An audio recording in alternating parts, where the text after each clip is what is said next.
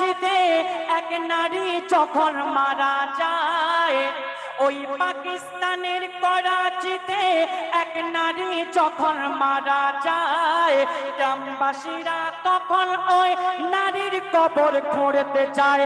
গ্রামবাসীরা তখন ওই নারীর কবর খুঁড়তে যায়। কবর খুঁড়ে তারা তখন অবাক সবাই হয়ে যায়।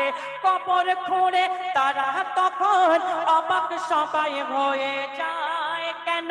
দেখে 70টা সাপ এসে ঘুরছে সারা কবরময়। 70টা সাপ এসে ঘুরছে সারা কবরময়। ওই নারীর জন্য আরো 2টি কবর খোঁড়া হয়। ওই নারীর জন্য আরো 2টি কবর খোঁড়া হয়। দেখে প্রথম কবরের মতো সাপ বাহির হয়।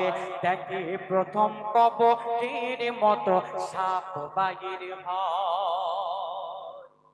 ওই মেয়েটা নামাজ পড়তো, ওই মেয়েটা দান করতো, ভালো কাজ করতো, কিন্তু যখন মারা গেছে কবর করতে গিয়ে দেখে শুধু সাপ বার হতো। কোনো মন গলা কথা বলে যাচ্ছি না, এই গজলটা বার করেছি আমি আজ থেকে 1.5 বছর হয়ে গেছে। এখন দেখছি বড় বড় আলেম ওলামারা জলসা করতে। এই ঘটনা কেন এমন অবস্থা?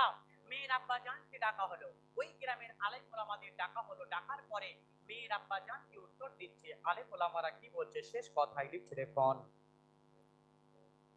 আলেম ওলামার কথায় সবাই প্রথম কবরে দফন দেয়। আলেম ওলামার কথায় সবাই প্রথম কবরে দফন দেয়। ওই মেয়ের বাপকে ডেকে তারা এর কারণ তখন জানতে চায়।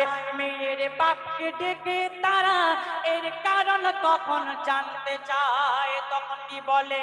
বলে পড়তো নামাজ, রাখতো রোজা, করে সে তো ইবাদত। মেয়েরা বাজান বলছে, বলে পড়তো নামাজ, রাখতো রোজা, করে সে তো ইবাদত।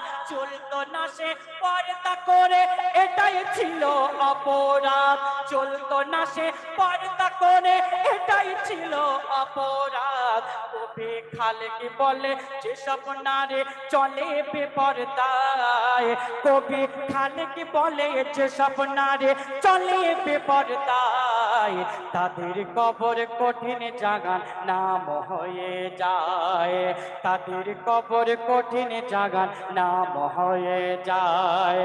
নবী যখন মিরাজ রাতে দোজাখ দেখতে যায়, নবী যখন মিরাজ রাতে দোজাখ দেখতে যায়, দেখে বেশি বেশি নারী যাতে জ্বলেছে সে ঠায়। ফিরে এসে নবী আমার, ফিরে এসে নবী আমার কেঁদে গো ভাষায়। মা ফাতেমা নবীর কাছে কারণ জানতে চায়। মা ফাতেমা নবীর কাছে। ভালো লাগছে তো? আচ্ছা, গজলের মাধ্যমে কিছু বুঝতে পারছো কি? দেখুন, শেষ ভালো যার সব ভালো তার। আর আমরা সেই চিন্তা ভাবনা করি যে লাস্ট যত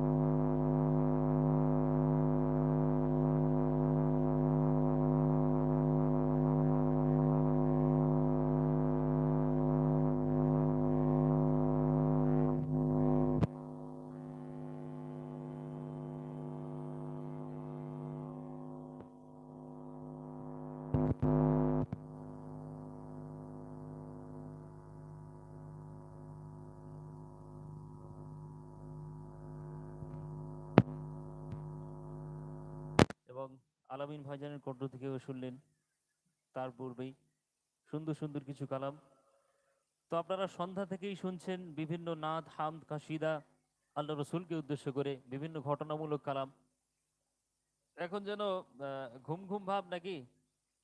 হ্যাঁ, ঘুম পাচ্ছে? আচ্ছা।